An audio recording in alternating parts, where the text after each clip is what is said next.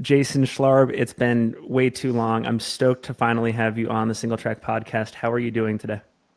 I'm doing fantastic. Enjoying the super warm October weather and post-run bliss outside. So I'm good, man. It's great to talk to you. I know we've been working to get together, and it's great to do it finally. I was going to say too, and this is probably only for people that watch the show on YouTube, but you are definitely in the top five for most memorable or coolest ambiance settings for this recording. So, where does this podcast find you? Oh man, there's actually a buck walking by the other direction here. It is pretty funny, man. I'm in. The backstory is my cabin does not have good speed and I have no cell phone service. So I came into town and I'd rather not sit inside the library. It's so warm and nice outside, but I'm next to this huge cottonwood blocking any wind so it doesn't sound bad, right next to the Animas River in Durango. Okay, cool. And we were talking offline, and I know that we're going to talk about this a lot during the podcast, but just like the progression of the sport and like what it means to be a professional. But one of the things that I want to point out, and I know you relate to this because you've got that cabin on the outskirts of Durango, but um, back during COVID, so this would have been like January 2020 to maybe spring 2021, I had a chance to live with my buddy Jimmy Elam in his cabin up in Big Cottonwood Canyon. And Jimmy's one of those guys who he's a very talented guy, definitely flies under the radar, but uh, and he works a full-time job. But like he would always tell me again and again and again, like if you can control for these other lifestyle parts, like really quick access to trail, immersing yourselves in the mountains, that can go just as far as some of the latest things around optimizing nutrition and uh, like cutting out all other competing obligations and focus. And so when I learned that you had that spot in Durango, it kind of immediately harkened back to like my brief time kind of seeing Jimmy do his thing in the mountains as well. So I think it's super cool. Yeah, that location that Jimmy lived is famous, man. I remember seeing it, and I remember running into the crew even in winter, Blanche Lake, just all those fast friends of yours and Jimmy's running up and down there. And uh, my transition from competitive, D1 athlete at Montana State, running the track and avoiding the 5K and 10K because it was too long, to being a mountain enthusiast, a person that like finds joy and passion and being outside and exploring.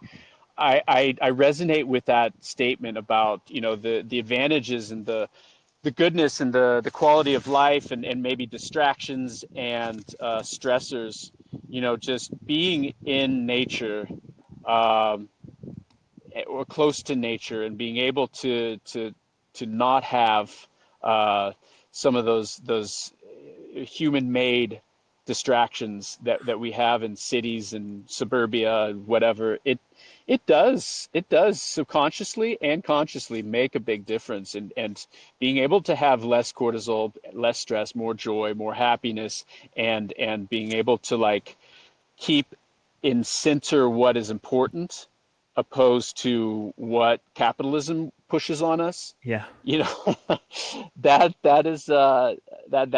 is real, that's legit, and it's different for everybody, but it definitely feels good to me, and it certainly has been a key to me being happy and being able to enjoy what I do every day.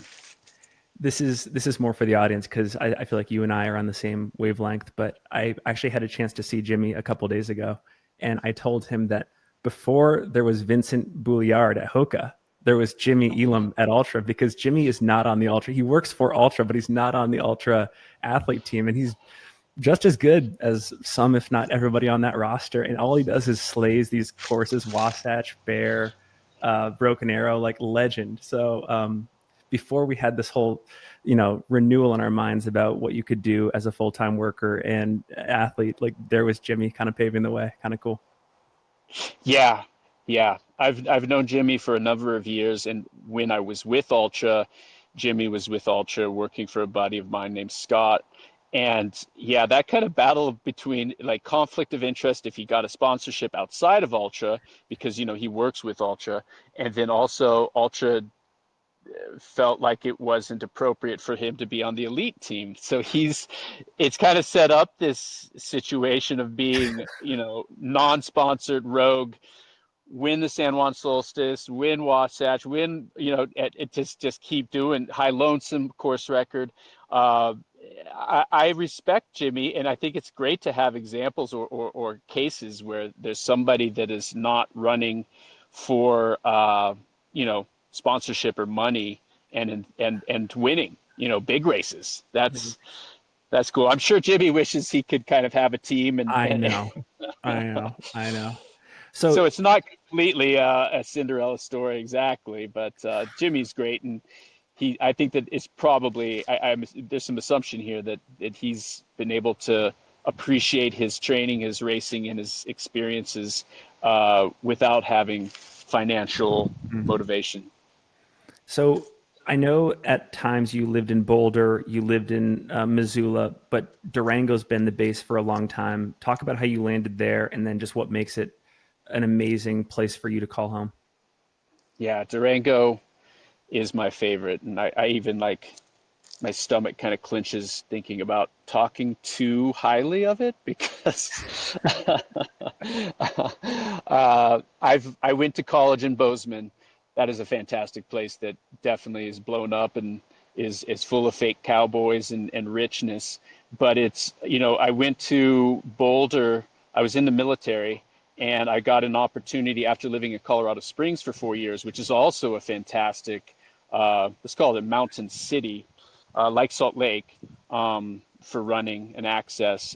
Unfortunately, I was running on the roads almost exclusively there, but I went to Boulder for to be able to teach for 3 years, and I finally had this guy named Mike Wasson that was on the military running team that I competed on, competing against other countries' military teams, and he told me about this absolutely absurd BS of running 100 miles at Leadville. And I was just like, no thanks, no way, never, ever. And he was a 14 something 5K guy, and he was in his late 30s. Um, and, you know, there I was in Boulder, and I started to look up some stuff, and he told me about the sport. And I was like, oh wow, you know, there's this guy Anton Krupicka, there's this guy Jeff Rose, there's this guy Dave Mackey, Timmy Olson, you know, all of these guys. Sage wasn't there yet, but it was like, you know, I was on campus in the Flatiron Chautauqua, which if you know much about trail running, Chautauqua is probably one of the best playground parks uh, to, you know, adjacent to a town or a city for mountain steep trail running, one of the best in the world. And I started to dabble and be curious about it. But I'm kind of babbling a little bit here. But the thing that stopped me in 2009 from committing, my focus from running, you know, low 220s or 14 something for 5Ks with the military and switching over to trail was I realized it was just a whole bunch of old guys like me now that were out there just like shuffling around. And I felt like at the time, you know, it's 20 something or early, maybe early 30s. And I was like, I want to compete. I don't want to go out there and just win these races with geriatrics. You know, it's like, you know, ego, being a road runner, being a D1 athlete, you know, it's like, no thanks. And really, the genesis was Dave Mackey and this Mike Wasson guy told me, hey, there's this race in San Francisco and $10,000 for first. And I'm just like, I dropped everything and I was like, there's competition. Sweet. I'd much rather be running on the trails. I went to school in Bozeman. I'm into like doing all my long runs, easy runs on trails, but I want to have competition. And North Face was the determining factor for me to be able to commit that kind of energy, focus, competition, and do what I love doing So in, October 2010, I ran like 2:25 or 6 or something like that at Marine Corps, and ran North Face in December, and I have yet to compete on the road since. So that's how it all started. Speaking of the North Face 50 in San Francisco, so 15 years ago, 16 years ago, there was a $10,000 prize purse for the win, just for the win, let alone other places. Does it shock you that 15 years on, we haven't evolved that much more in total prize purse amount? Like a Run Rabbit has a bigger purse. Maybe UTMB is evolving that way, but it's like the standard hasn't changed that much. Does that shock you? Yeah, it does. It's kind of weird, and it's the kind of the end of the story is that pro trail runners are making enough money now, Yeah. but or are making reasonable money.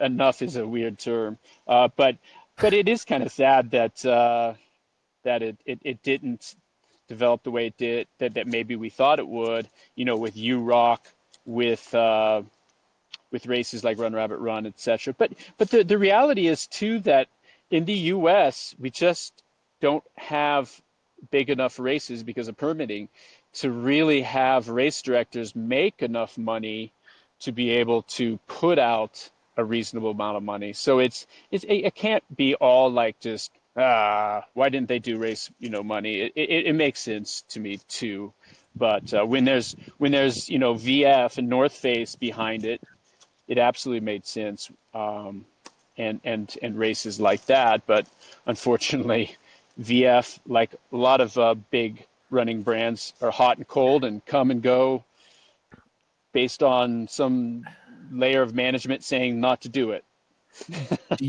And I don't mean to put you on the spot, but do you happen to know how Run Rabbit makes it possible for their large prize purse? Because they're a family owned, individually owned race, very humble. Do you know how they make it possible? Because they're the leader in the U.S. right now, basically. Hell yeah. They've been the leader since 2012. Yeah. And the way that they do it is unique and kind of cool. A lot of people don't know that pre 2012, and also North Face, almost at the same time as North Face, the Run Rabbit Run 50 mile was a proving ground. It was arguably North Face and Run Rabbit Run were the most competitive 50 miles. Wow. And Fred and Paul decided, hey, let's make a 100 miler and let's put real money behind it. And Paul and Fred are both attorneys, lawyers, and they basically said, hey, we're not here to make money. We want to take an established race and in a great place at a great time of year in September, and let's go ahead and go for it.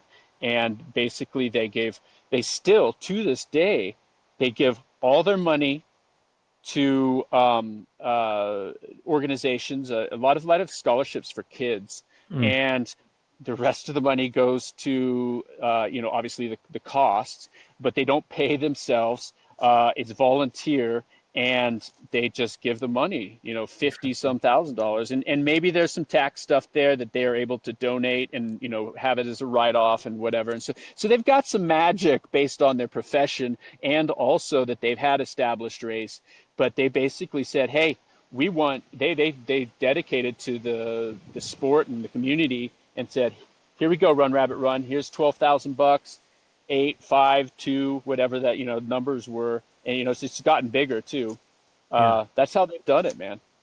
Because, and again, maybe you can fill in some of the blanks here. I've tried to be an amateur historian in the sense that, like, I'll go back and try to listen to ultra runner podcasts from like 2011, but at least among the athletes, it didn't seem like people were talking that much about money. It was kind of taboo, versus now it's wide open, the Yeah, conversation. And so yeah, it's amazing to me that there was that much compensation for athletes, at least at the event level, in an era when people were kind of hush hush about money. yeah.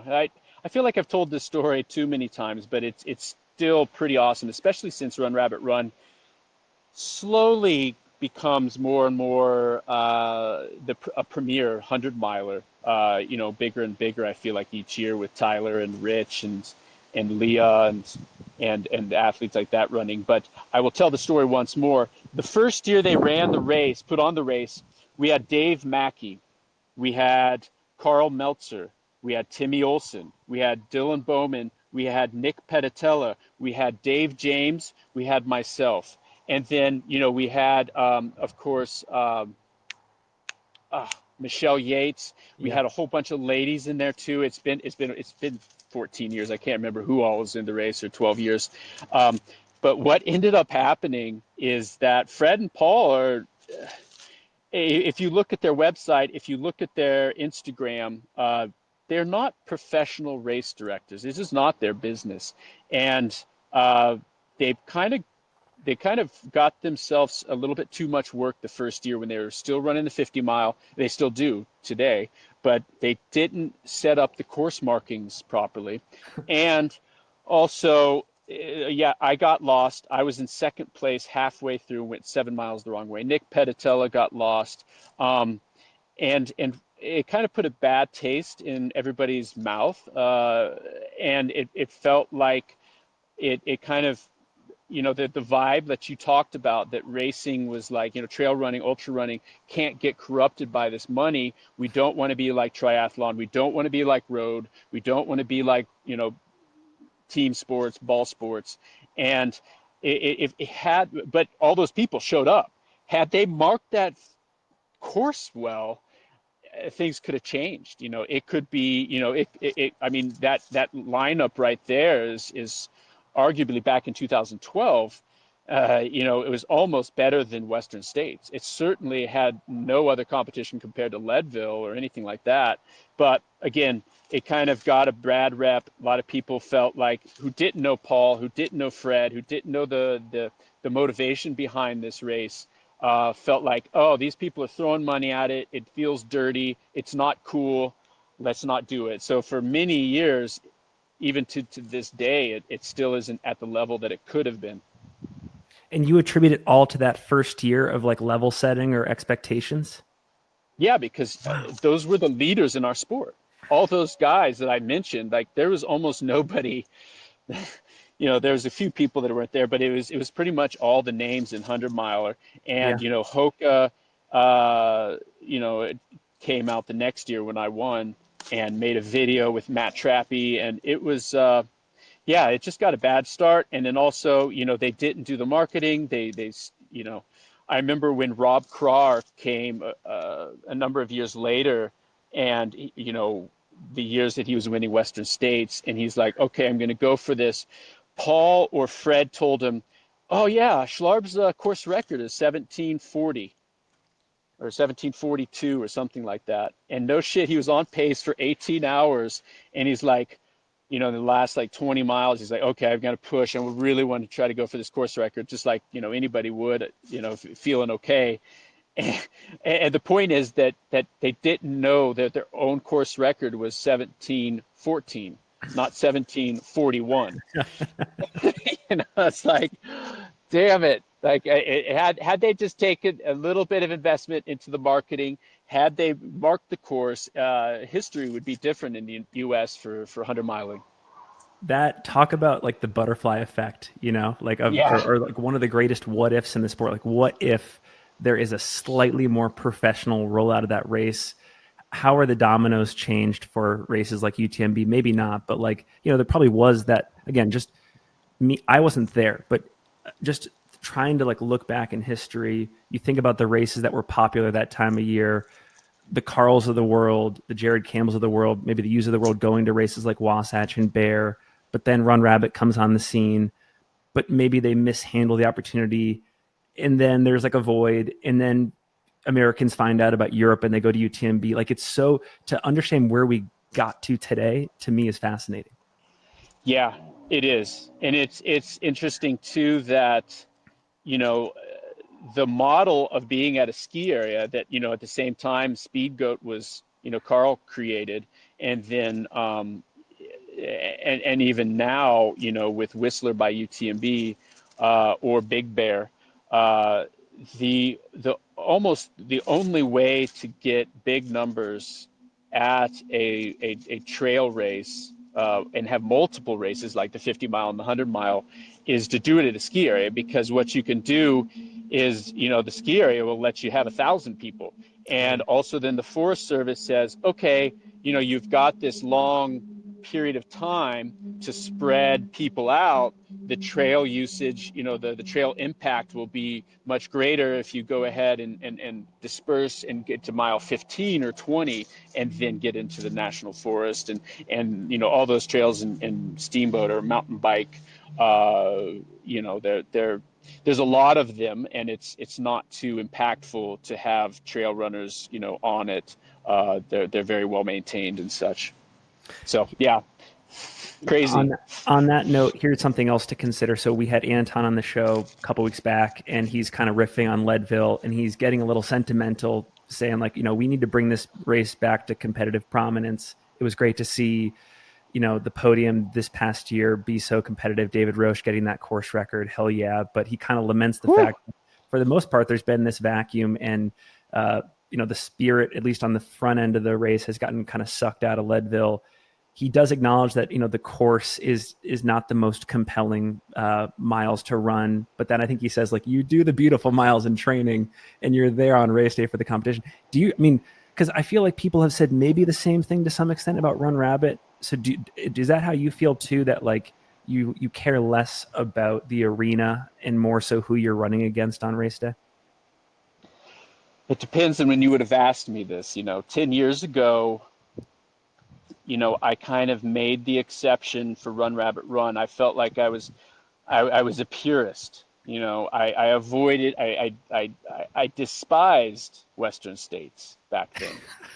I despised it. I was like, bullshit. We don't have to have our premier running event be in such a hot, dusty, boring place. Like, this sucks. Like Hard Rock, in the mountains, doing something gnarly, like a High Lonesome, Uray, Hard Rock again. but like, it was, there's a few factors there too with Leadville that, I haven't run Leadville, and I despise that it's out and back, and I hate that it's roads. Uh, but I do resonate with what Tony said a bit, in that you race to compete and you enjoy yourself in the wilderness and the mountains elsewhere. But I still disagree a bit with that. Like, I'd rather run somewhere that inspires me. Like, this year racing TDS. Oh, it was so beautiful. And the trails were so much more technical. It goes into wilderness. It's not double track.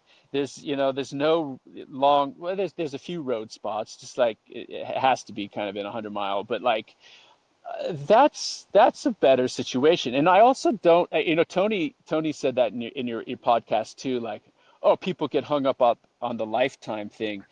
Lifetime doesn't really care about trail running, and Fred and Paul, where their money goes is so much more meaningful to me, athletes and the community and people trying to go to college, versus Lifetime. I remember I told you this story earlier when we were chatting. Uh, I reached out back 5, 6 years ago and was like, hey, I'm looking at maybe running the 50 mile that they put on. Uh, and do you guys have some elite bibs or whatever? And this was back when it was on the top of the sport a bit, and the person that was in charge of elite athlete management and marketing, all this, had no idea who I was, had no idea who anybody was.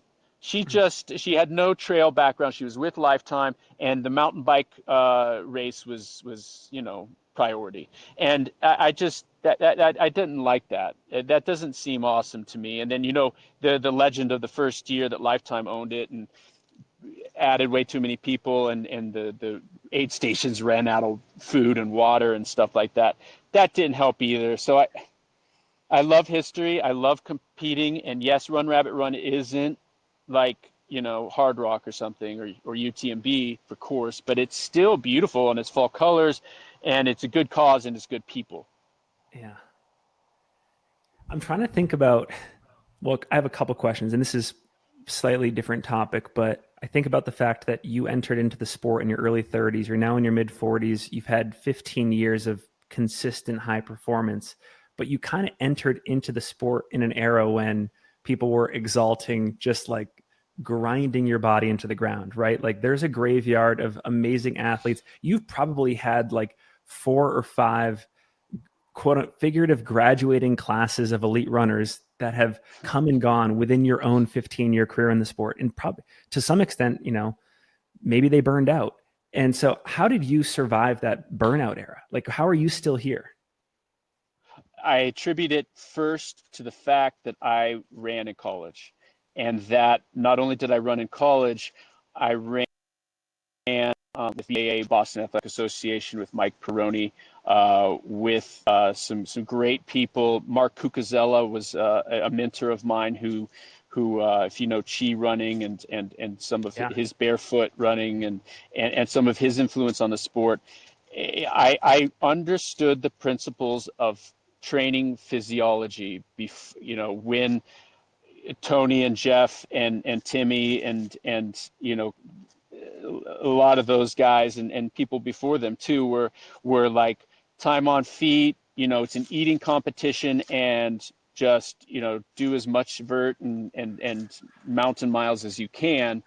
And I was like, I love being in the mountains. I love running on the trails, but I also understand recovery. I also understand, that you want to have hard day, easy day, and that's so basic. And as you talked with Scott last year at Western States, he understood that, and he was he was scientific about his training, and he understood that, and he applied that stuff, but it wasn't as cool and fun. And lot of from the back of the pack to the front guys and gals, grew out their hair and big beards and tried to run themselves into the ground.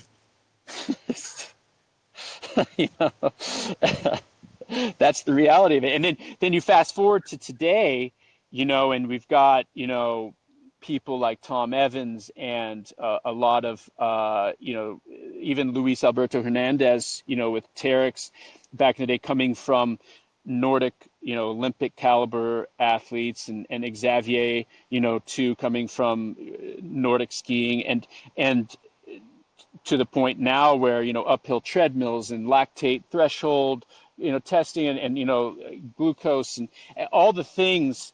David running like 7,000 feet vert and 13 miles on his treadmill with and running with puffies and stuff. It has come so far, and I both appreciate it, and I also sometimes find myself being like, I am training to compete, and I'm not necessarily exploring and like just going for the most fun very often anymore, especially at 46. Interesting. Yeah, and it sometimes makes me feel like, what am I doing? And then I think, oh well, I've got to do this. If I enjoy competing, I've got to do all the little things. I can't go booze. I can't just go and do a pickup run and absolutely smash the climbs and descents on the days that I'm not supposed to.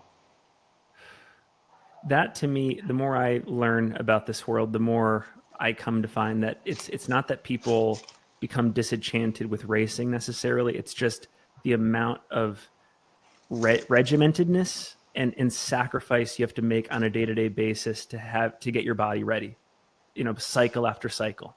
And so again, even if you're doing things right 15 years ago until today, it's amazing that you have the willingness to stay that disciplined on a day-to-day basis to be a pro. Whereas I feel like Scott is Yeah, like, I'm not going to go past 40. yeah. Well, Scott, as he said in his podcast, and I experienced like secondhand being around him, and then a lot of times I would get Tony's kind of hot takes of like, for a while Scott was, like he said on the podcast, he's like, he did the Western, And then, he, had the bad luck at UTMB with shitty weather, and a lot of people were like writing UTMB off as, why make your A race at a place that's like so inconsistent and not good weather. And so he got that happened. And then he also, one thing that he didn't mention is he started to go for like the 24-hour like world Tracks. record. Yeah, he wanted to go for that 24-hour record, and he was talking about what's his name, Jonas, whatever, Oh, the Greek Giannis. guy. Yeah. Yeah. Yeah. Yeah. Yeah, and for a while Scott was after that, and then it just kind of, yeah, he kind of, I feel like he got a little bit lost, didn't have that strong drive towards a particular goal, and then, just kind of became a leader in the sport in other ways, and enjoys running to this day. But yeah, he kind of just a unfortunate circumstances. I know that hindsight is 2020 and hypotheticals are hypotheticals, but do you feel like we would still be talking about a lot of those guys who were at the high point of the sport in the early 2010s? Would they still be relevant today, maybe still in the game, if they were uh, like on your wavelength of training theory and just like philosophy for being a day-to-day athlete? I think Tony would have. I feel like if he wouldn't have been really did that stuff to his shin and Achilles and things, I think that he would have had better longevity. That's for sure. And same thing with Jeff. He and of course, uh, Eric, you know, Skaggs, but Yeah. Kyle, his brother, Kyle, had a similar rhabdo kind of situation that kind of scared him, and he kind of, after being with Jen and that wildness, he started to be like, okay, I'm going to pursue teaching and some other life stuff. And he changed his name on Strava. He had a lot of the best, because he lives in Durango still, teaches Yeah. at the middle school. But yeah, some of those guys, and then Timmy for sure too. Yeah. I remember talking to Kyle about Timmy because they both worked at Ashland, at Hal's shop, and Kyle was like, that guy is running outside of his means, and so you can only do that for so long. So yeah, I think some of those people, but I mean, I don't know if I think a lot of them don't regret it. It was quite a ride. It's pretty awesome, and it's pretty cool that way. But we don't realize in the U.S. there's a couple other. Ludo's easy, Ludo. He didn't get as much attention as he really should have by running the course record at Hard Rock this year. UTMB, what he did at running fifth, that was pretty good, but it was a big old carnage shit show of dropout, and his time wasn't that crazy, but Hard Rock was outrageous that he did that. But there's two other guys, Miguel Heraus. That guy is, I think, 50 or 49, and then Tofel Castanaya. Yes. Uh, when he actually ran TDS, but I think he ended up dropping out this year. But those two guys have been going at it longer than I have, like Ludo. And, Miguel got second at Trans Gran Canaria this year. And then he was in the lead at Ultrarunning in Spain just a few weeks ago. And I don't know what happened to him or what position he finished, but those guys, whew. And Yeah. I know that Miguel, his brother was a pro cyclist. I think he got caught with EPO stuff, but that's another direction. Hopefully, that's not what Miguel did to have such great success. But my point is, they didn't subscribe to the mountain hippie, just go and run and camp out and screw sponsorship and run your ass off into the ground. Yeah. Okay. I want to come back to that Another question I wanted to make sure I asked you was because I'm really curious to understand sort of like the progression from like Hoka to Ultra to Norda, and before all that, like was there a race for you that you feel like truly opened the doors for you to be becoming a pro? Was it that TNF race? Was it one of your first Run Rabbit runs? Like what was your door opening performance, would you say? For me, it was North Face. I literally ran a marathon like it's Halloween weekend, so it was like 5 weeks before. And marathons are not like trail races. You don't run those all the time, especially when I didn't have that much experience with marathoning. And Dave Mackey, Dakota Jones, Jeff Rose, and I think actually I think it might have been Miguel were there, and I was fourth or fifth, right behind Dakota. And I had no idea how the hell this was going to work. I didn't do incredible trail prep or like specifically working with vert and descents and all this stuff. I was just a road runner that loved to be on trails, and I had the physiology that I have, and I've always been strong on climbing. And to go there and run whatever it was, 7 hours or something like that, I was like, oh wow, this I didn't know if I could finish 50 miles. I was like, I have no idea what's going to happen after 20, you know. Yeah. So that opened the door. But as far as like more so than hard rock, my best performance ever was Run Rabbit Run. My second 100 miler after DNFing at 60 or something the year before.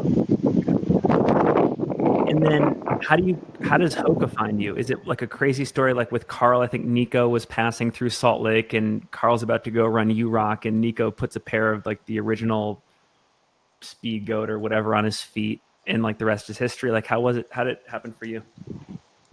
For me, it was being at the right place at the right time. And my biggest trail running mentor, Dave Mackey, uh, this guy, he doesn't get as much attention because he wasn't as sensational. And also, like Scott said on the pod with you, he never won Western States.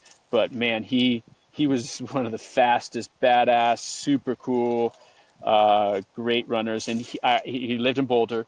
He said, "Hey, why don't you try some Hokas?" And this was in 2010, 2011. And it was, there was the Bondi and the some other acronym, Stinson maybe EVA, or was a Stinson there? the something Evo, Okay. whatever. But Okay. uh, I was in the military, and Dave sent me these shoes. No kidding, because I was on a deployment, and it was 2010, 2011, after North Face, and he saw that I had potential to do what I was able to do, and he sent me these shoes, and they were like, I was in the military. This is 14 years ago. The military is homophobic, absolutely homophobic. And the Yeah. colors of Hoka in 2011, 12 was like automatic, like military, it's like those shoes burn my retina. It like you don't wear like flashy shoes, especially back then. And they were like 40 millimeter stack heights. And like I was at an army base in Iraq, uh, working with army guys, and I had to hide and go run in the dark with these shoes. And they're like, one guy saw and said, "What are those, like shape up? Those are like booty builders." Yeah, because they had just like kind of rockered, and then they were just like, sorbet pastel colors and stuff. I put them on there, and I was like, "What? These are a joke." And then I kept running with them a couple times, and no kidding, this is like the like 6 months later, the brand was sold. Nico, Jean-Luc, Christophe were like, we have no business running this. We're kind of like, Jean-Luc Descartes, the real, I feel like, not feel like, the real brain behind Hoka. He'd worked with Solomon. I think he might have been the brand president. Okay. And this was kind of his like retirement. Hey, fat fat mountain bike. It used to be skinny tires on bikes and everything, and they experienced what happened with mountain biking, and they're like, let's put a big fat shoe on trail running, and it's gonna be, it wasn't for comfort or old people to be able to feel good running.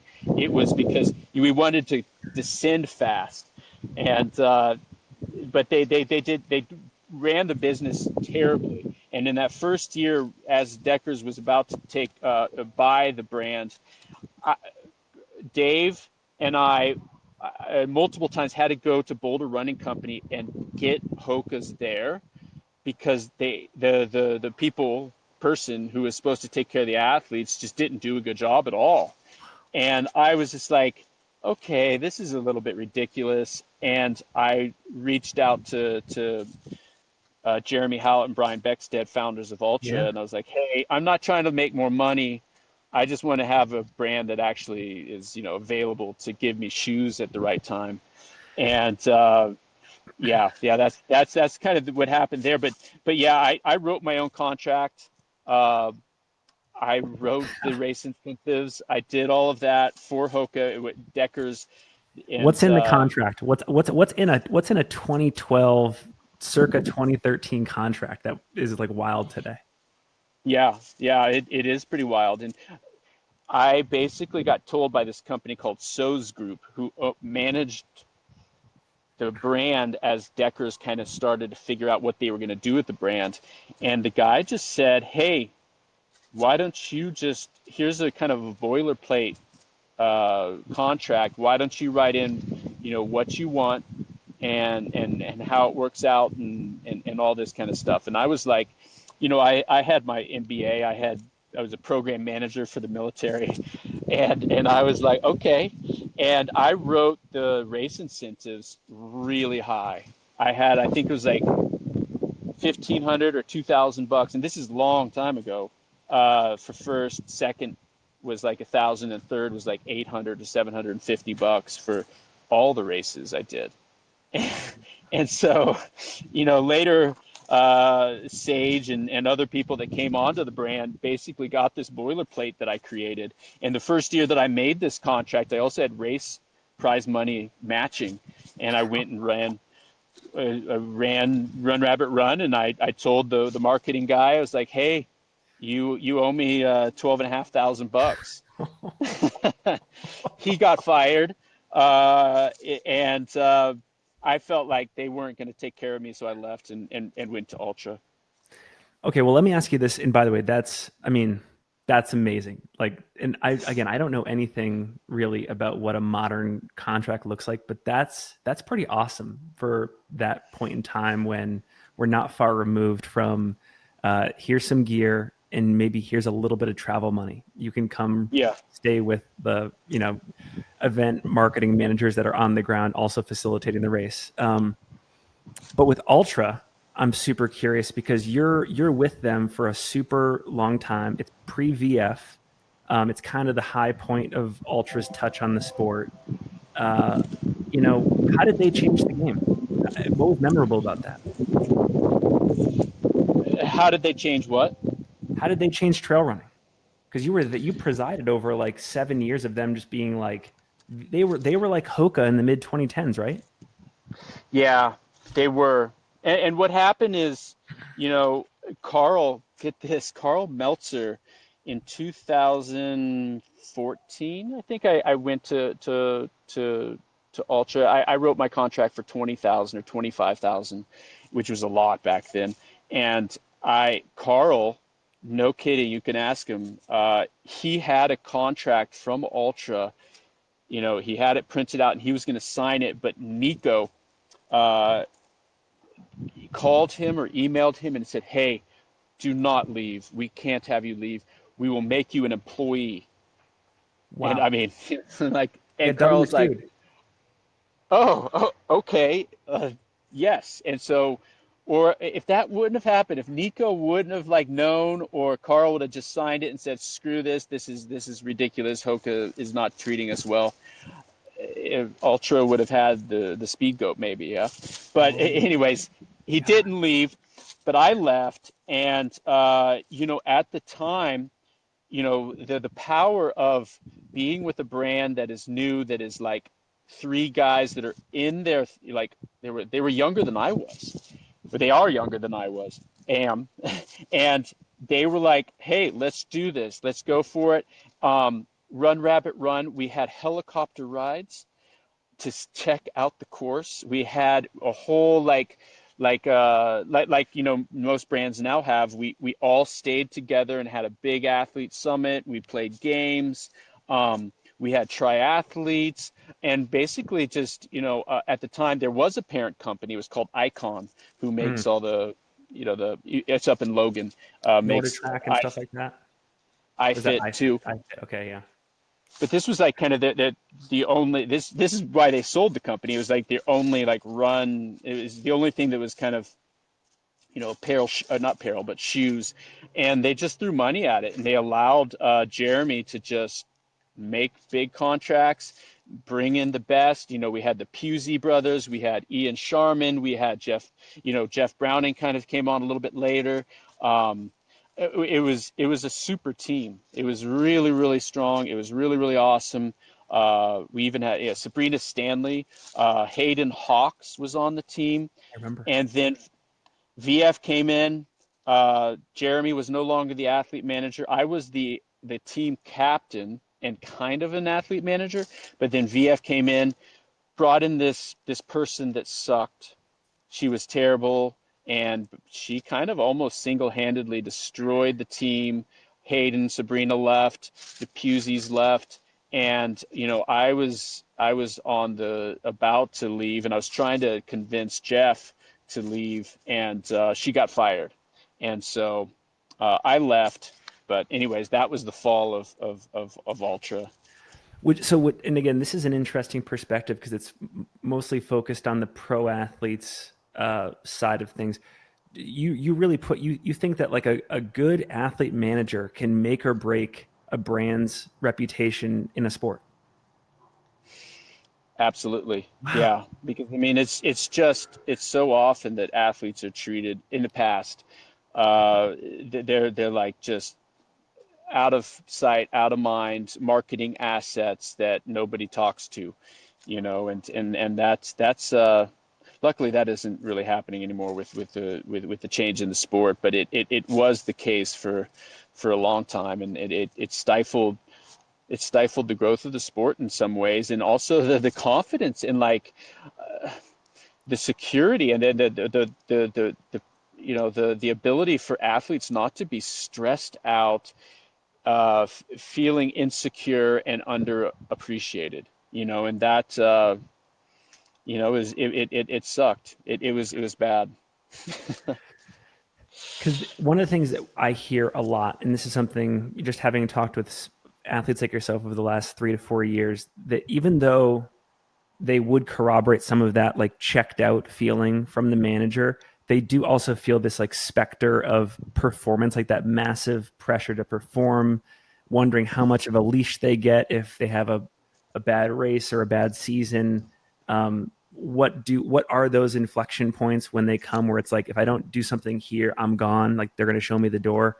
Did you feel that kind, like whether it was at Hoka or Ultra, was that something you like viscerally felt year in, year out as a pro athlete, or did you feel fairly secure because you were just kind of consistent?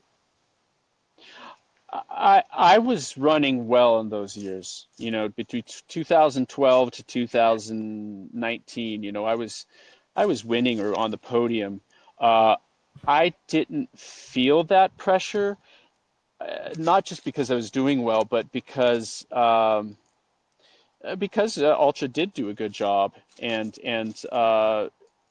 early on, and a lot of athletes that I've seen in the past, and even maybe still to the present, a lot of it insecurity or that pressure or whatever is self-inflicted, and Huh. it's perpetuated by poor communication with the brand, because brands understand and want longevity, and they want athletes that have good values. They show up, they're there. When they get injured, they don't just disappear. they work through it and they come back, and it's not all about winning. It's about the story. It's about the people. It's about you know and then it should be about the product being great too, and that's something that in the early days didn't happen too much. It was more just people that were very competitive to be able to be a pro. Mm. And there, a lot of people that are very competitive are also very, very focused on their performance, and they are the biggest critics of themselves, and Was they're that rough you? on Was themselves. that you as an athlete? Were you rough on yourself? Absolutely, absolutely, man. Yeah, it's that desire, that burn, that it came from my father being extremely competitive and overtly competitive with me, and with all that he did. And it's a drive that's terrible and wonderful at the Yeah. same time, and it enables me to train. It enables me to get through the second half of hard races and things like that. And it's just like I base a lot of self-worth, and also just like I believe, and I will refuse nothing else but to do what I intend to do. But when it doesn't go well, it's pretty For ugly, sure. man. I made a note here to come back to some of sort of like the race training lifestyle psychology in a second, but one more thing sort of on like the brand athlete relationship front. So you're at Norda now, both as a pro, but from what I understand, you're also managing the athletes. And I think I'm curious, given that you have had so much experience, both positive and negative, being on the athlete side of it, other brands, what are you trying to correct for in this opportunity? Like, how are you? What are some of like the your what philosophy are you bringing to the table at Norda and how you interact with the athlete roster, how you recruit, how you interact, stuff like that? The biggest thing that I try to bring, and I think I have success with, is to foster an environment that feels more like a collegiate team, that feels like a family, that feels like a place where somebody belongs. Uh, we have a monthly video call where majority of our athletes, we have some athletes in Serbia and East Coast of Canada and then West Coast, and we get most people on a call and we chat about what we're up to, how races went. Last in September, we had a great call with Rich Lockwood, who won Run Rabbit Run, in our new, flagship racing 005 model. And it was fun. It was cool. And it was like we all share this journey together. And it's fun to be able to talk about how things are going, what we're up to, challenges that we've had, maybe if we're injured, those kind of things. And to be able to then like next month, Rich was going to come out to Mexico, but he's not going to be able to make it. But Arden Young and I are going to Mexico. We might go to for Puerto Vallarta by UTMB, and be able to have that communication and that place of belonging and a team, because trail and ultra, we don't have it in college. We don't have it in really clubs. Like, there's some places in Europe that have, trail clubs that actually compete and race against each other, or like fell running where they have clubs, and that piece is missing in our trail culture. um, and it's a small little community because there's not that many pros, right? But might as well take advantage of that and actually have some relationship there, and some ability to like share the experience together. I'm just putting the pieces together now, but you've had an interesting history in the sense that you have onboarded at some of these brands right as they're about to take off. So, given that you've had the experience of joining Hoka at a pretty interesting time, Ultra at a pretty interesting time, knowing what you know about what it takes for these brands to go big, do you feel like Norda has that DNA? Do you feel like you're on a similar, probably like rocket ship opportunity here? It sounds made up, but it's the best that I've ever seen or experienced, because there is no parent company. Nick and Willa, who own who started the brand, are trail runners. They are truly trail people. They are not going to make a road shoe. We have, the DNA of making, also kind of, similar. There's some other, like Speedland does this too, of just making the absolute best product. We have an advantage there that a publicly traded big VF or whatever brand cannot, and that is to be like, we don't have so many layers of management and decision makings and inputs on price points and materials and who our target market is. Instead, we're making the best shoes in the world with the best materials. Huh. and and that's fun, that's awesome, to be able to be part of that. And 12 months now, I realized yesterday, of making this super trail shoe that's under 8 ounces, that has a Dyneema upper that I broke through and destroyed every single upper of every model of Ultra ever made. And to finally have something that lasts and also performs in a way that doesn't any other shoe I've ever worn. That's really awesome. And then also to be able to have that community, to be able to have that, like, Nick and Willa communication. There's not super, separation between the athlete and the owners. Yeah. And at least for me, as the athlete manager, and be able to do that is really, really neat. It's cool. And it's got a vibe that is not like neon fluorescent road running triathlete NASCAR style. And I'm not the most fashion forward guy at all, but it's nice to have really cool shoes and Yeah. colorways. It is really nice to have, what they're making with new products and socks and vests and apparel. That's awesome as well. And so the last component is bringing on amazing athletes. And right now, with Jenny Quilty and Rich Lockwood and Arden and myself, Yeah. we bring validity to the product, and we're going to go to the next level next year too.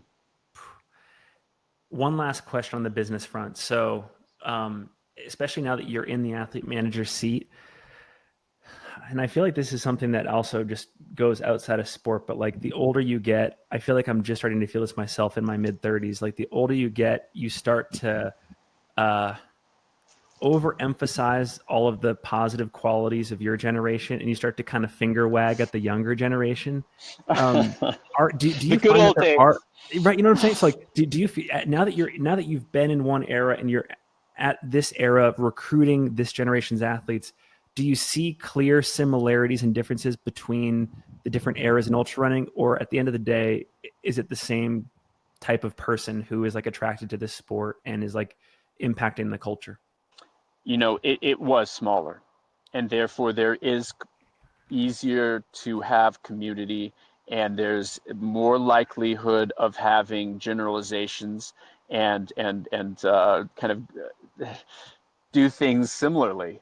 Uh, with that said, I think the best example of this is I went to Thailand by UTMB's first edition, and I went early, and they used to have a thing where they would take the elites, and all the elites would stay together and hang out with the race director, and go to the cool places in the community and everything, and to hear the story of how there was no real trail running, and there was no trails to run besides like really wild farmer trails that they basically hacked with machetes and created a trail system.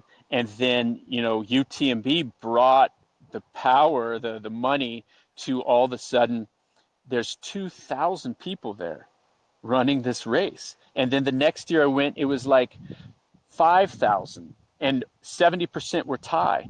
And to think that 2 years before there was no trail community. And I kind of lean on what David and Megan say a lot.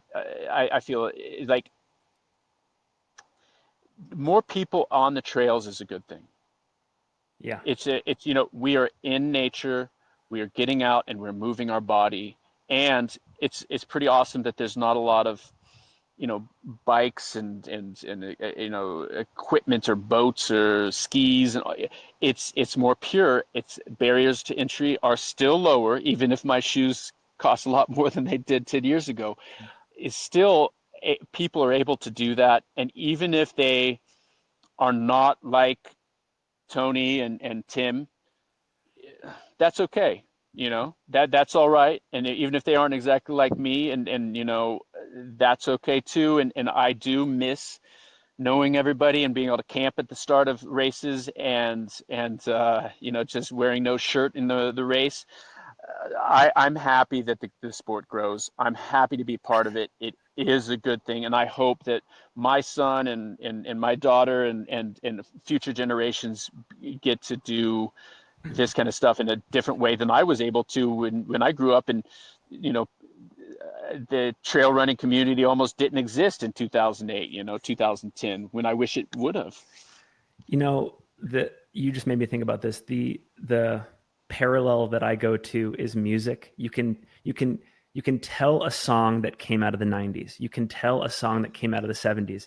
And I think similar to ultra running, part of the beauty of our sport is you should be able to identify from a cultural standpoint a runner that came out of the 2010s or the 2020s, and like they're equally legitimate and interesting, beautiful. So I don't know. I think as the sport grows and we have more history to look back on, there's like that cool differentiation to see. Yeah, and I full circle, one of the kind of OGs, not the real OG, but like Tony running Grindstone and wanting to go to UTMB because he wants to compete and he wants to have that experience. And yes, the freeway FKT was his real passion and jam. That's still competition, and going to big races like that. Just it is full circle. I feel like that's a good example for me Yeah. of how it's still awesome and fun. Speaking of UTMB, and this is a talking point that I am very guilty of overemphasizing. So I'm here partly to apologize for it, but I feel like over the last 7 to 8 years, people like myself have been super fixated on the fact that until very recently last year, an American male had never won UTMB. But if you really look back in history, it discounts the fact that there were some amazing podium performances, top four, top five performances. Yourself in 2014, Tim Tollefson, David Laney, Topher, Mike Foote, Tim Olson, like great performances, not the win, but amazing. And I'm thinking, for example, at your 2014 performance, fourth place, great field. I think Tony was in that race, right? Or 2013, he was leading. Maybe 20. Did he finished in 14, right? He finished after taking a nap or something, and he got Okay. a penalty for not having something. And he says it fell out. That's probably what happened. But yeah, it's But you had a great ride there. there. You had a great ride there that year. Fourth place, incredible. Yeah, it was 21:30 something, and frankly, there was some low bad points. It wasn't a fantastic race, but guess who was in front? Francois. Guess who was in second? Eker and Toffel, and then it was me. So it's there. Starting at 6 p.m. is hard for the body. Uh, Being 8, 7 hours ahead time zone is hard for Americans.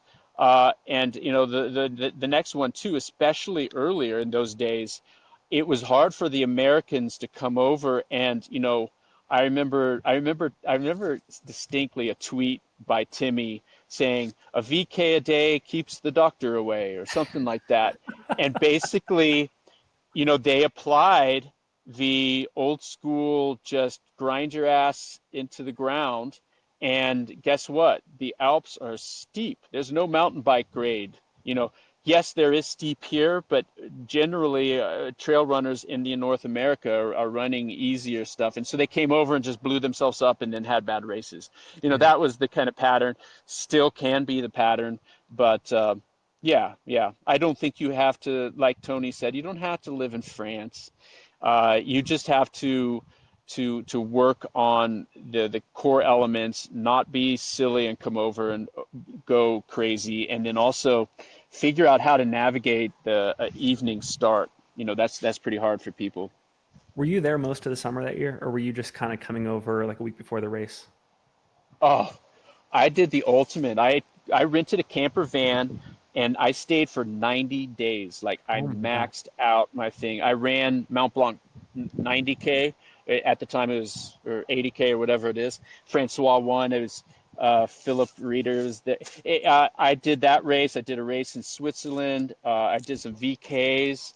It was great. It was fantastic, and yeah, it was fun. It was definitely an advantage. That's obviously makes it easier to do well at UTMB. In terms of all the bells and whistles and stuff, was it the same race then that it is now, or have you noticed a difference? Like coming You back from know, TDS? I thought, this year would be different. I really thought with, you even at TDS, like 10, 15 guys above 800 UTMB index. UTMB with like, gosh, I didn't even check, but it was just absurd.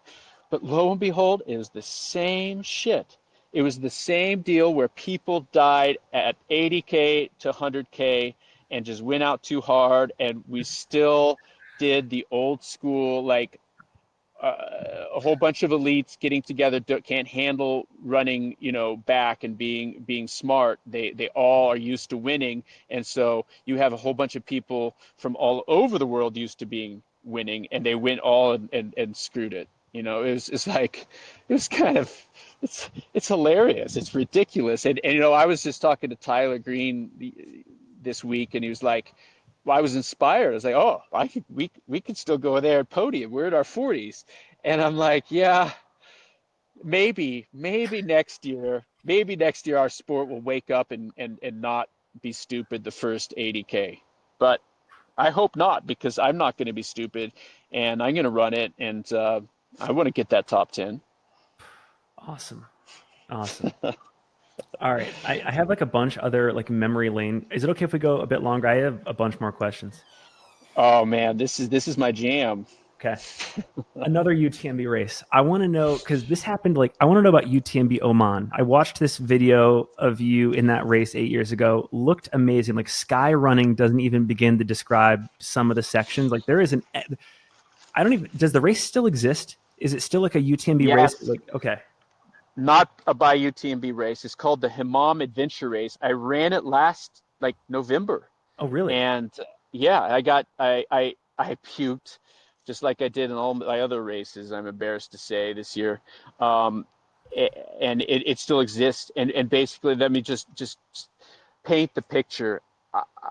One of the things, part of the reason I didn't do Western States, part of the reason I didn't do a lot of U.S. races in general was that I was all about travel. I'm all about travel. I want to go experience culture. I want to see the mountains. I want to see wilderness in other places.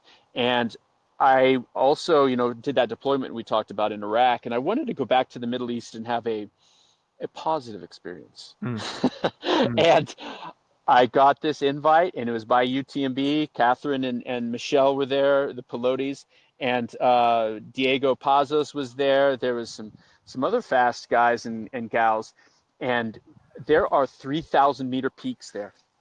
That would, if you do them at 10,000-foot mountains on the Arabian Peninsula, Mm. and it is like Phoenix. It's like rocks that are angry and like kind of pokey bushes and trees, and it's Middle Eastern. It's ancient history. It is like the people, the culture. It was absolutely my jam. I've been there 3 times now, and that first race, there was a via ferrata. There still is a via ferrata in This the is the race. fixed rope section, right? There's Yeah, like fixed and it's ropes on not this course. fixed rope, helmet, and carabiners you attach to the cables. That wasn't the crazy part. We did that, and then at like 100K, it was like 130K race, or it was 90K, just before dark maybe, or something like that. There was a VK in, so 3,000 some feet climb in 2-ish miles. And it was just like, if you slipped, if you fell, you wouldn't just die.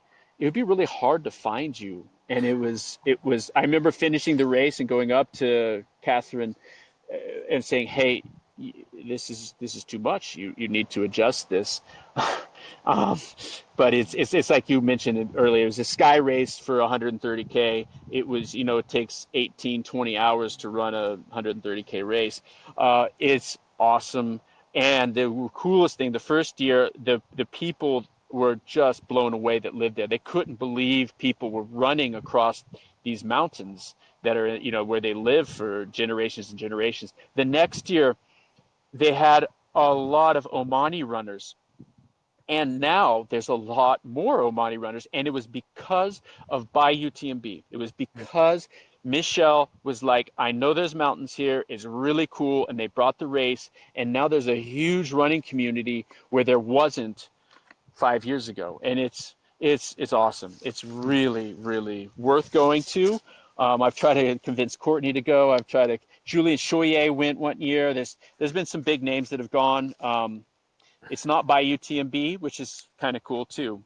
Yeah. Well, here's another thing too, because I mean, you said it earlier. You are like a competitor's competitor. Like you really honor the competition by giving everything you got. But in it, like maybe people don't realize, like 2016, you had that famous tie with Killian at Hard Rock, but you tied with Diego at the 2018 Oman race. So talk about how you reconcile like competition versus camaraderie. Given that you are so competitive, how you allow for that camaraderie piece to take precedence sometimes. I don't like it. I don't like to race with other people. Even if I'm feeling really good and it's early in the race, it's nice to chit chat a bit, but I don't, I like to run every step of the race at my pace. I don't want the stress of, okay, this is a little too hot, this is a little too slow. It's not my thing. And when I ran into Killian, where I caught up to Killian, past Xavier, going up towards Engineer Pass, and then I got up to Handy's, and I was maybe a minute or two back from Killian, and I saw Killian standing on Handy's, looking back at me, and I was like, no, no, I don't want this. I want to either pass you or I want you to go, because some people, being a historian, Killian used to kind of run with people because he was bored. Yeah. He just wanted entertainment. And I was like, no, I don't want that. No, thank you. And so, no kidding, from like the top of Handy's all the way down to Sherman, I didn't talk to him. And we had talked earlier, and I love Killian. He's my hero. He's the leader in our sport. But I was so pissed off that he did that. And then we just didn't talk, didn't talk, didn't talk. And I was just kind of like waiting and hoping that I could pass him. And I would get up ahead a little bit, and then he would be up ahead. And then he actually, at Cunningham with 9 miles to go, he told me at the aid station, he's like, "Hey, why don't you go ahead? You go ahead. You're running so strong." And I'm like, "No, no, you go ahead. You're Killian." And he's like, "No, I don't see the point in racing at this point when we've spent the last 40 miles together working, and it's made me run faster than I would have if I wasn't with you." And I was like, "Okay, let's go." And we started going up, and I said to him, it's really important to me to break 23 and be 22 something. And he's like, "We must." And we ran 6 something down the last descent. So that's what happened. It was mine and his in the moment decision, and I don't care what people think about competition, and I'm some like puppet that needs to show you who's the fastest. Yeah. It Yeah. was my choice. It was what we wanted, and I don't care what you think about it. And so that's how I feel about it to this day. And to this day, I still never want to run with people in the second half of the race unless it's like strategic and I'm going to sit there for a climb and then just, kick ass on the way down. Uh, Diego thing, I described the race course. It was Wait, absurd. you were I surviving. did. we were surviving. It was traumatic, man. It was like unbelievable. Neither one of us knew what was coming, and we partnered up. That was it, you know. Mm. So, for a point in reference, Diego and I in the last 30 miles this year of Hard Rock were together, and he was like 6 minutes in front of me or 7 minutes in front of me. No way, I'm not running with you. I don't, that's not my jam. That's not like what I like. But in those two cases, it was right, and I don't care what other people think about it. Do you have a favorite battle over the last 10 or 15 years that comes to mind at any particular race where you really did get to like flesh out that competitive side and there was back and forth, or you put someone away late in the race? Like, does anything come to mind for you? I won Run Rabbit Run, I think, in 2018, and this isn't a good story because he's a fireman that he was in the lead and like at 70, and he just was standing there and he says, "I can't go any further." And after working so hard to try to beat that guy, Dave. Dave is his name. Okay. That was really special. But the stories that actually come to mind that are better are some other people. Um, I really liked watching Killian try to catch Francois at UTMB. And Killian was like taking pictures and videos when I was running with him at UTMB early in the race, and I feel like he really expected to just Killian it, and to see him absolutely do his best to try to catch Francois, just like be absolutely savagely desperate, um, and Francois to be able to pull it off. I really, really liked that, and I also really appreciated Jim and Zach's battle, Yes. and and seeing that pass, it makes. It makes me like want to cry to think it sounds ridiculous, and I'm not a crying kind of guy too often, but competition makes me feel that way, and I love it. Hmm. I thrive on it. Well, if we fast forward to this year, podium at Hard Rock, top American, top 10 at TDS, top American, given the context of the previous few years, you had not really had to play the injury game before the last few years. These appear to be performance breakthroughs. I mean, even Anton on the podcast gave you a shout out saying, like, I'm inspired by Ludo. I'm inspired by Jason. So like there's some level of renaissance going on. Does it feel that way to you? Do you feel like there's like a second or third or whatever wind you want to call it going on right now? Yes and no. Uh, I've always believed, and I know I have something inside me that still can win and can still be top 10 at UTMB and run sub 23 at Hard Rock right now. This year, next year.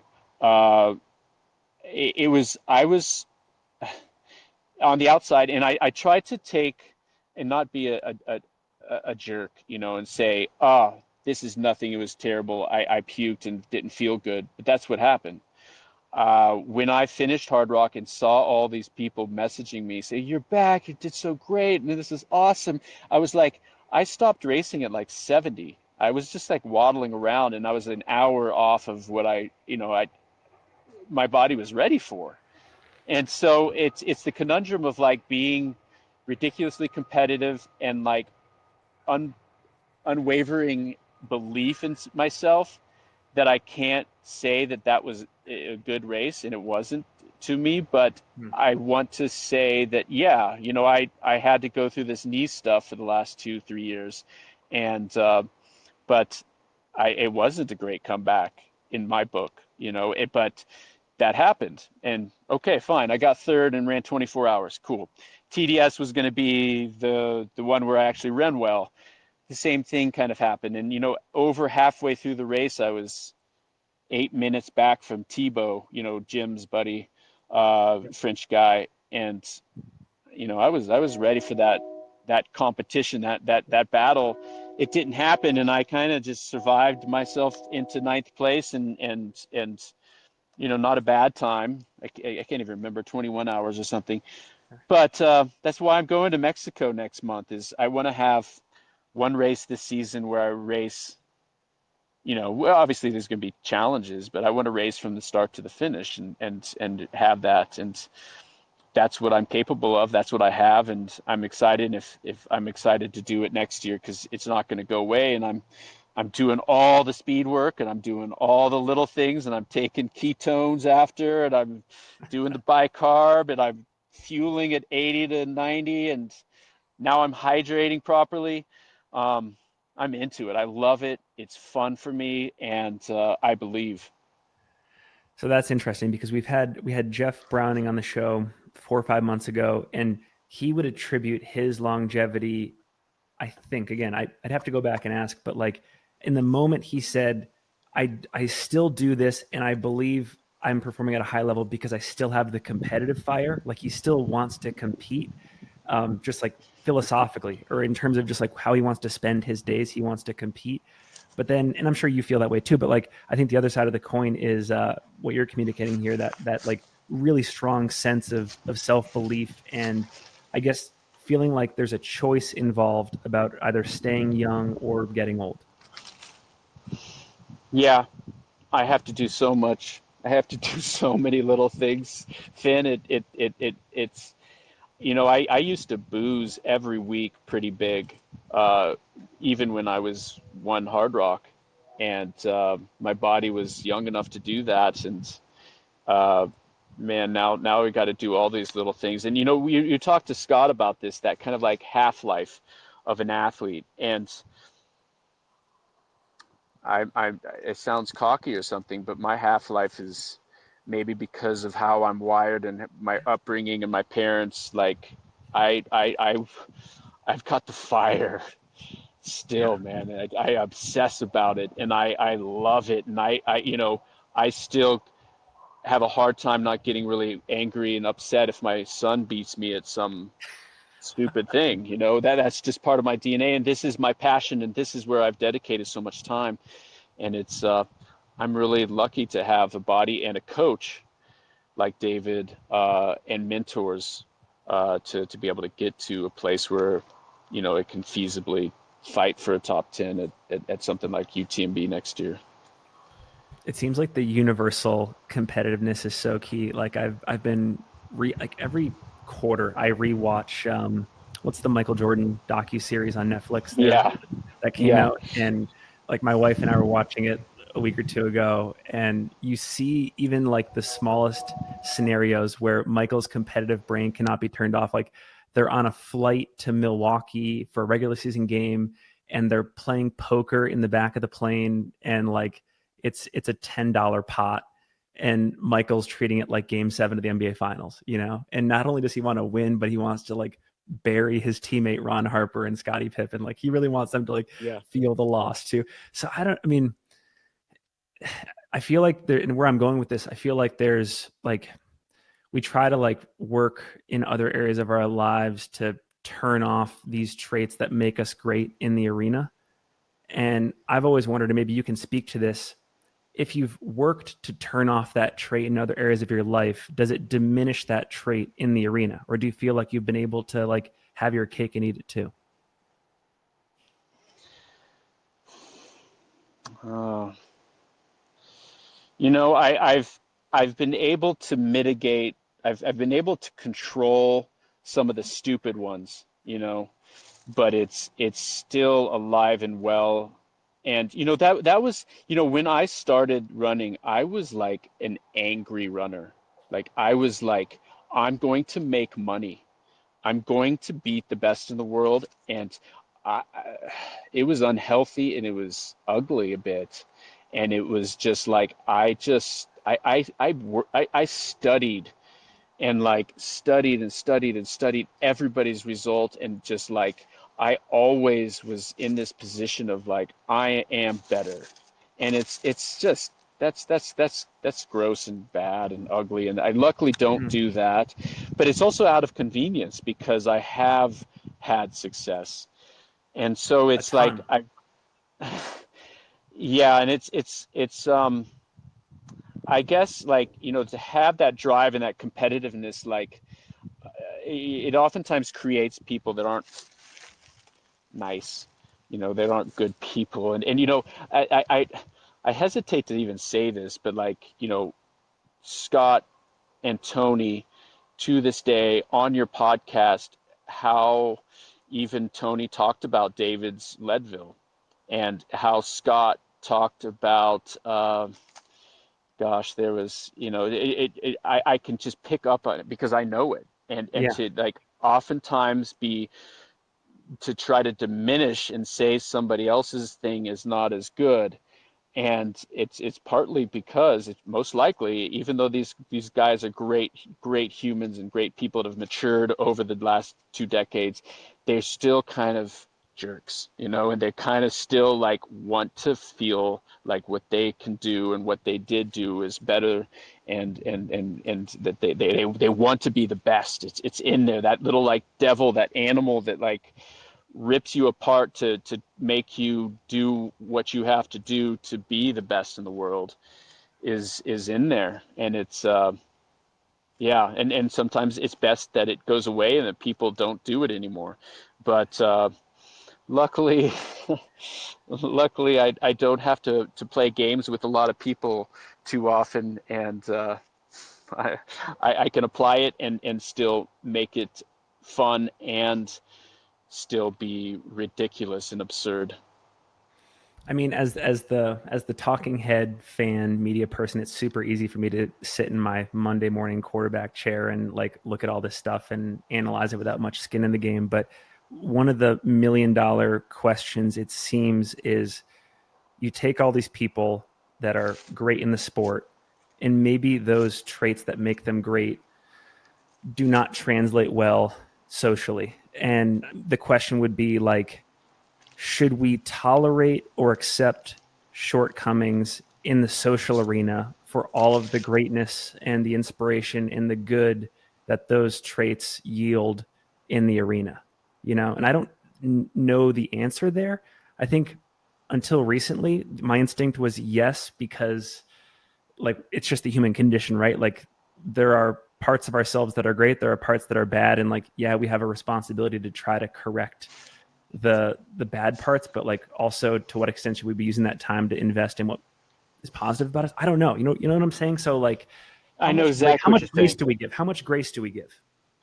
I don't think we should give too much grace. I feel like everybody should be responsible for crossing lines, including myself Mm, or the next greatest whatever sport person or politician or business owner. You can't be bad and just like, oh well, it really helps stock shares. Oh, yeah. it really, you know what, you can channel, you can focus, you can move it into a direction that is more healthy. And maybe it's something that is hard to be around, and maybe it's they're not going to be the best person to be a friend of or competitor with, but there's no excuse. So you should still always be improving yourself. There's no, I don't think anybody gets a get out of jail card for that, Yeah. and I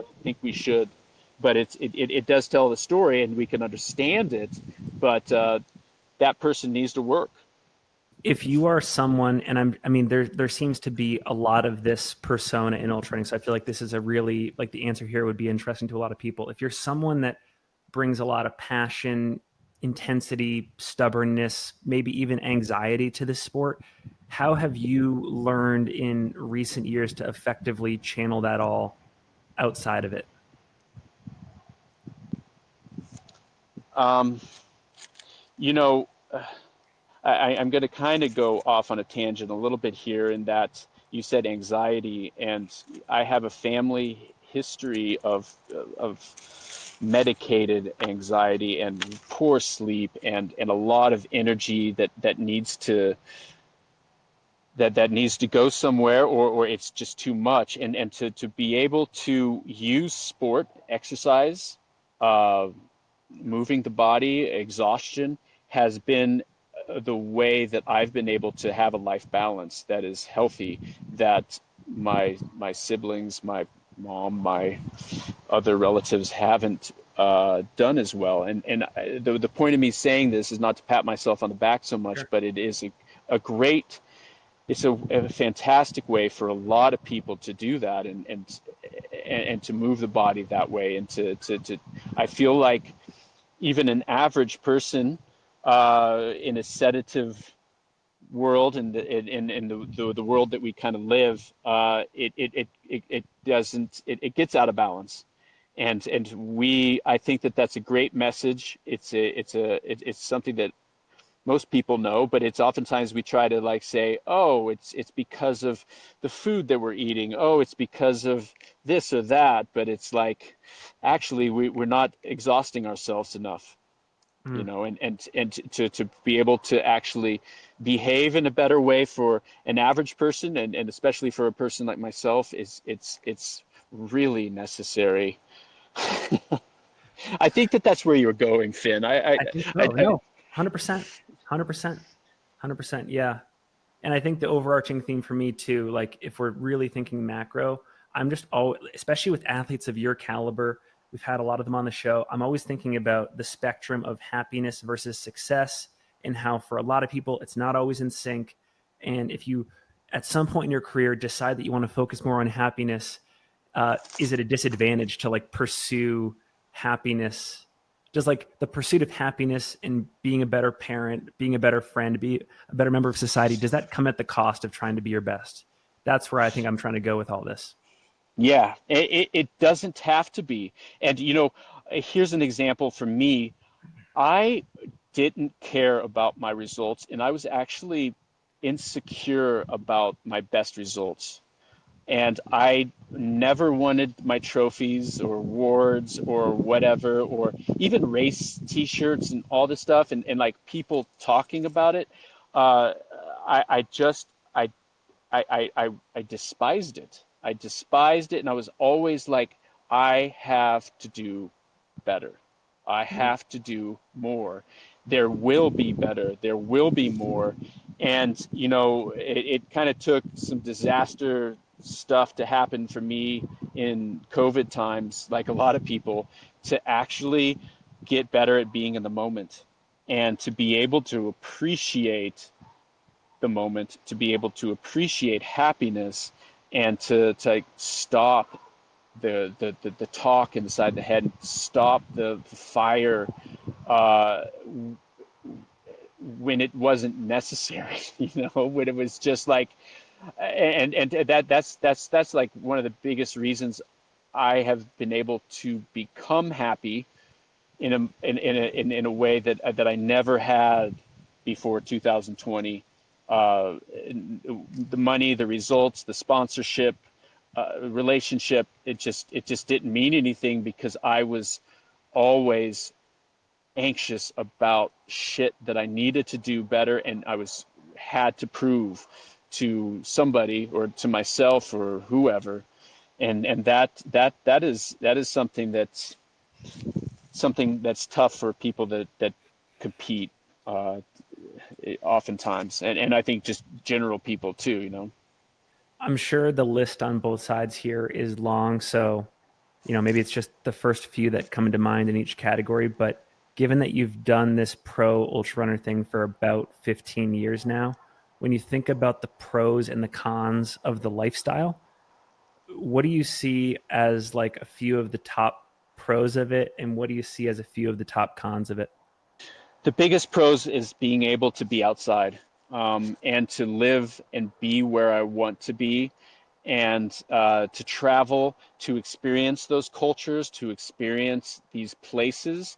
I feel like, you know, I was a Nat Geo explorer born in the wrong, you know, century, and for me this was the way to do it, and to test myself, and to go out and, you know, find these places, and to do it by competing and racing, was it. And that my relationship with my son, to not have to, you know, I was, you know, have an MBA and was doing program management stuff, and I was on a path towards to that, and all of a sudden I was able to not prioritize so much being away and working in an office, and instead I was able to like hang out with my son and other friends and people.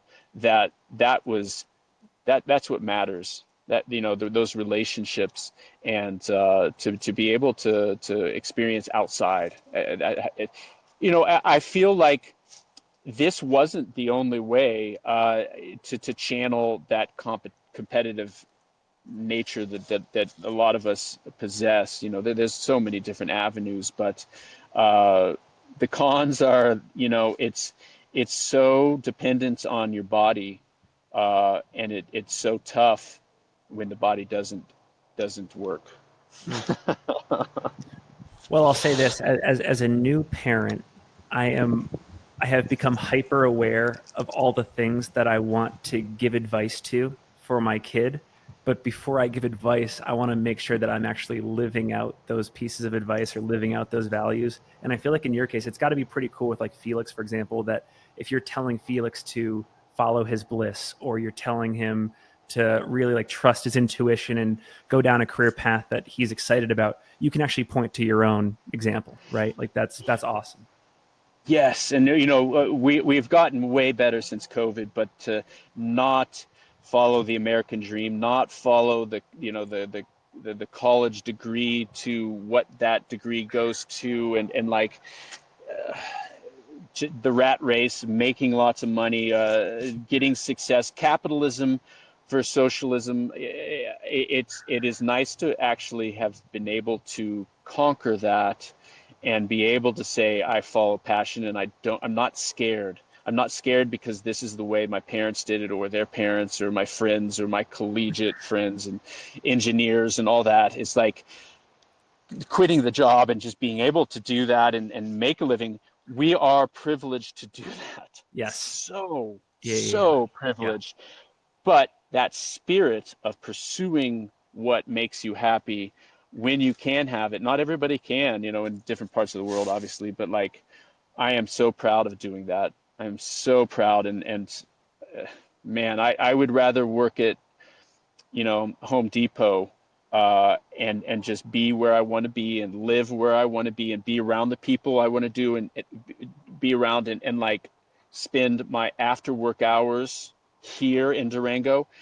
That's more important than glory and dollars, you know. And it's, I can say that honestly. If my legs broke and Norda went bankrupt tomorrow, Yeah. I'm okay with working something like that and being around people, you know. Mm. I would find, you know, I wouldn't want to be somebody like, you know, at a manufacturing line, you know, putting a lid on top of a bottle or something like that. But as long as I'm working with people and being able to be where I am, and have my family, I can say I'm truly happy that way. Couple miscellaneous questions before we close up. The first one, and I feel like you're someone that is you're credentialed to touch on this because you have skin in the game, having competed at some of these races. But like Scott talked about this too, um, Hard Rock becoming more competitive, Western becoming more competitive. Those races are, like a lot of North American races, naturally capped due to permitting, legacy stuff there, etc. Even with the constraints that both of those races operate in, do you feel like they have an obligation to serve the professional side of the sport more, or is it more complicated than a yes or no to that question? I don't know if they have a duty. I feel like as a business owner or race director, you can do whatever the heck you want to do, and you know that's why High Lonesome was created, and you know, and all the goodness that that race embodies, with gender, with you know, having another option that's in the mountains instead of just trying to look to Hard Rock. Uh, but I do believe that if I was the race director, that it would be great for the sport to have more accessibility for the professionals to be able to run the race. And unfortunately, you know, I feel like one of the best solutions to this conundrum was Whistler by UTMB. Mm.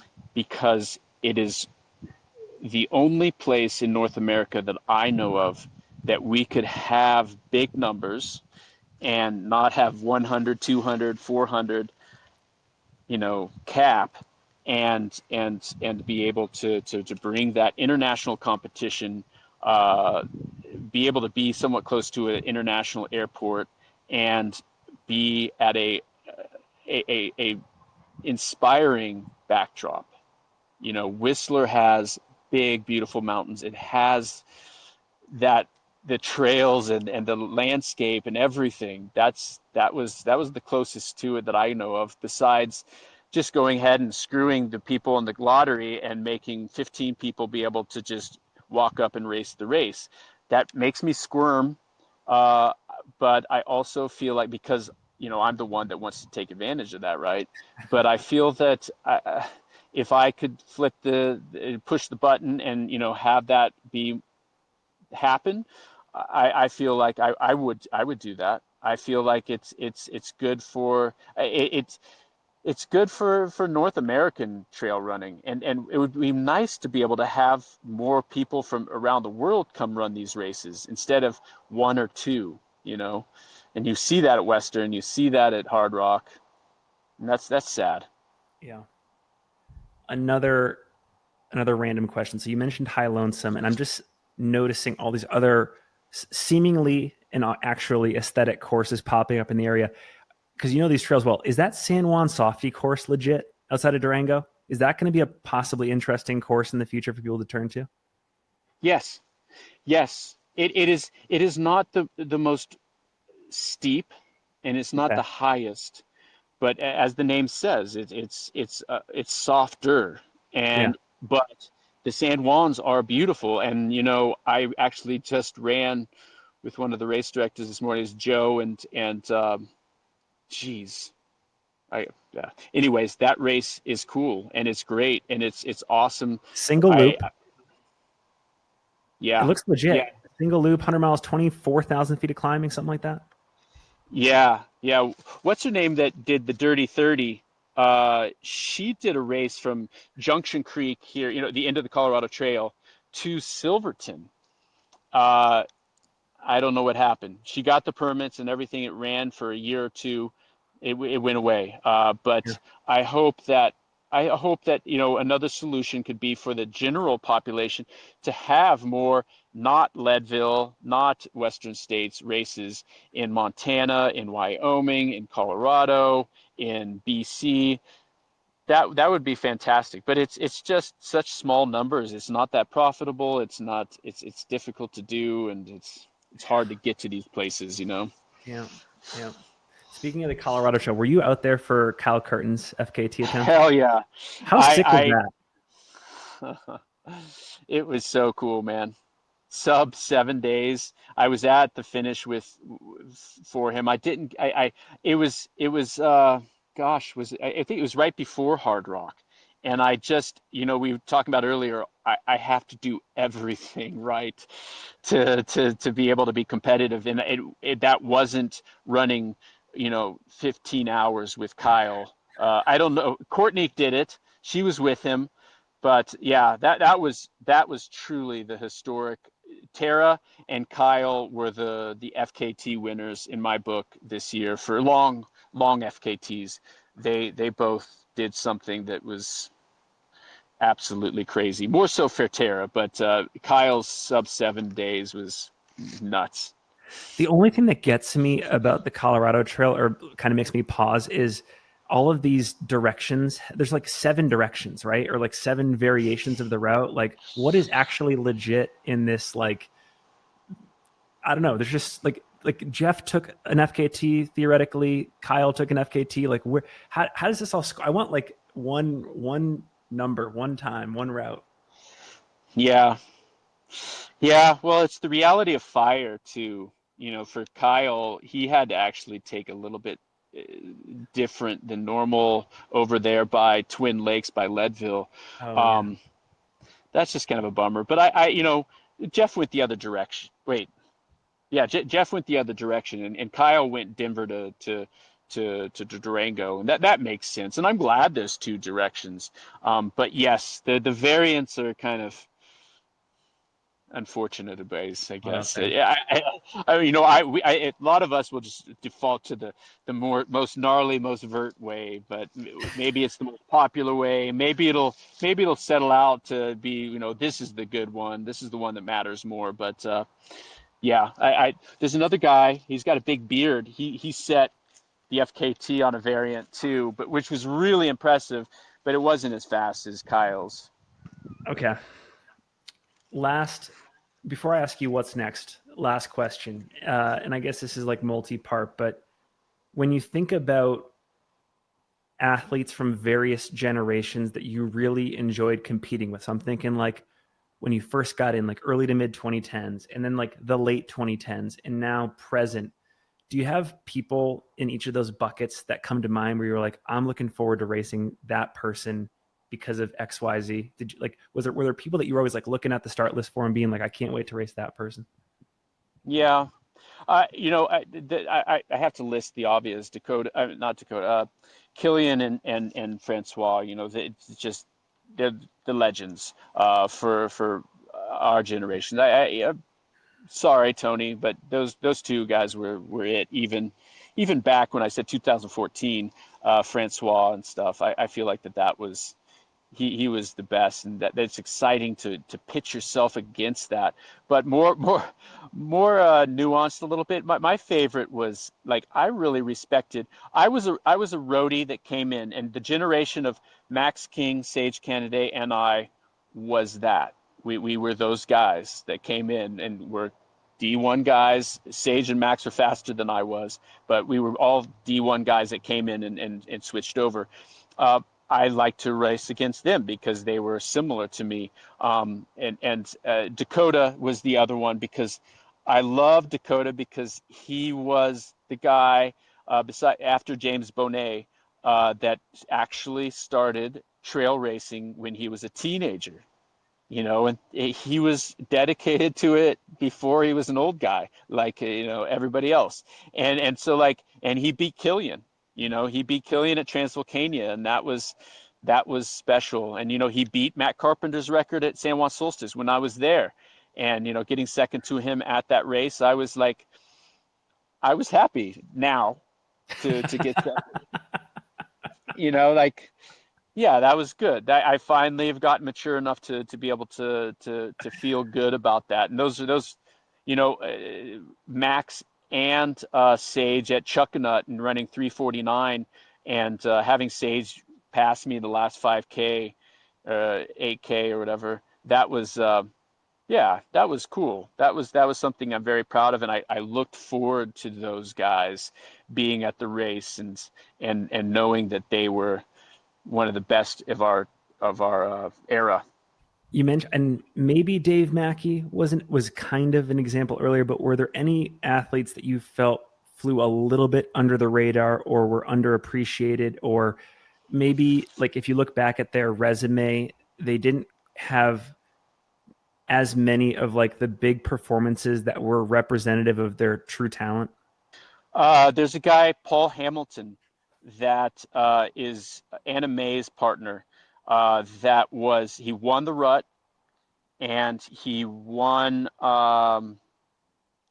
Gosh, there's another sky race that he was one of the best ever, and he didn't like sponsorship. He didn't like the pressure, and he kind of just he was on the Skimo national team a couple years. He was amazing.